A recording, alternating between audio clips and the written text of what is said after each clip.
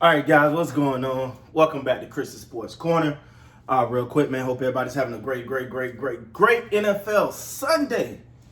Hope y'all watching football, man. But before we get to some football, some NBA things going on too. Got some NBA games going on too. If you're a guy like me, man, that loves sports, you're like a kid in the candy store right now, man. Let's be honest. I love sports.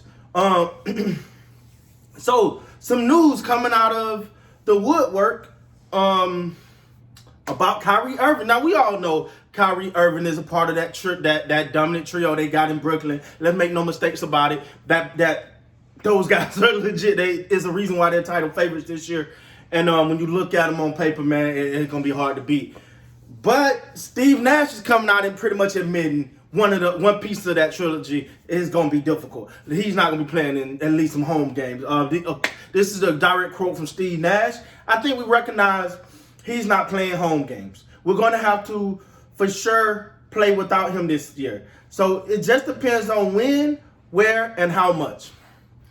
Listen, that's big. Because you're saying half of your games you're not going to have a key moment, a key part of your organization, a key player. And I get it. This is not a video criticizing his stance. Nothing like that. He feel how he feel, and he got the strength and the courage of his conviction to do exactly as he see fit.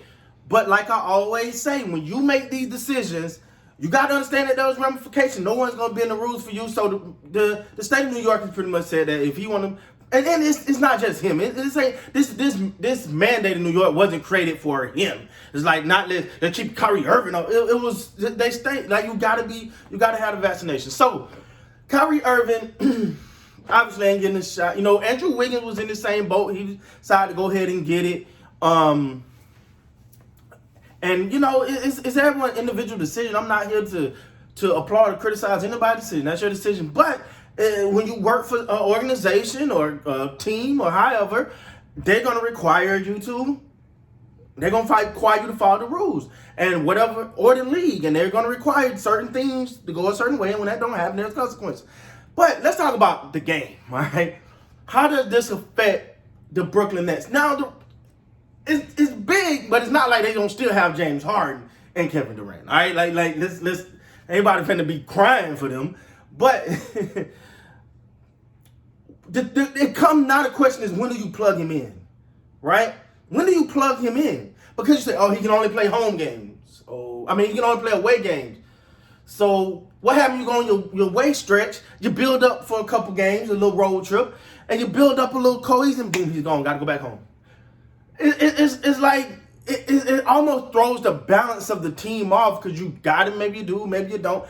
And if I'm being real, Kyrie is always in and out of a lineup, so it's not too much, but when do I think it hit home? The playoffs. You get into a 7-game series, let's say with Milwaukee, right? You get to a 7-game series with Milwaukee, and you need Kyrie, but you only got him at home games. So then you got to go on the road to Milwaukee, a very hostile crowd. You're gonna need Kyrie in those situations, but vice versa. Y'all get what I'm saying? I'm trying to get this out. Vice versa. You only got him on away games. Don't have him for home games. I'm sorry, twist that up a little bit. But when it's going to be difficult to navigate that, because when he comes in, he come back in. It's like, okay, how does the fit go? You know, I'm not saying that they can work out a fit, but you need continuity. I don't care what team it is. You need some level of rhythm, some level of continuity with the team. Right? Like, to get a rhythm with the other guys. But, because we don't think about how it affects Kyrie, but what about the person that's playing when Kyrie's not playing? He gets in a rhythm. He's doing good. What if he actually does good? Right? I can't think of who probably going to be playing taking his spot. But what if he's playing good? Do you now sacrifice your team's momentum and rhythm? Because Kyrie's back and available. You see what I'm saying? Or do you say, Kyrie, hey, man, because of the situation, when you can play, we're going to just come off the bench. We don't want to mess up the starting rotation. How do Kyrie Irving take that? Do he say, okay, Or do we be like, man, coming off no bench?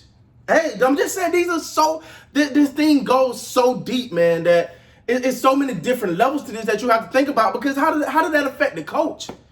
Now the coach got to have one starting lineup for the road games, another starting lineup for home games. But now how do you plan? Because when you're planning these games, you're going, all right, we know I can count on Kyrie to give me 20, Harden to give me 20, KD get what the hell he want, whatever he want. So you're playing for that. But then you say, okay, but that's the home skill. Now on the road, we gotta do this. It's a dynamic that I can see becoming trouble. Now I don't know if the Brooklyn Nets are even entertaining the idea of trading Kyrie Irving. I don't know. I don't see it happening. What I think, and this is just me, what I think likely to happen, I could be so wrong about this, but I think Kyrie will end up getting it. That's what I think. I think he will end up getting the vaccination. Now, I don't know. That's what I think, because this is such a difficult situation that I'm not here to judge Kyrie. That ain't my job. I'm not doing that. Man, whatever you believe in, I got my personal belief. He got his personal belief. Everyone got their personal belief. And everybody do what they see fit for their personal beliefs. I'm 100%. That's your business. I ain't the guy. But what I am talking about on the court, it's going to cause problems because of the continuity. Because it affects the whole team. So let's go back down the line. Like I was saying earlier, Kyrie's in, Kyrie's out.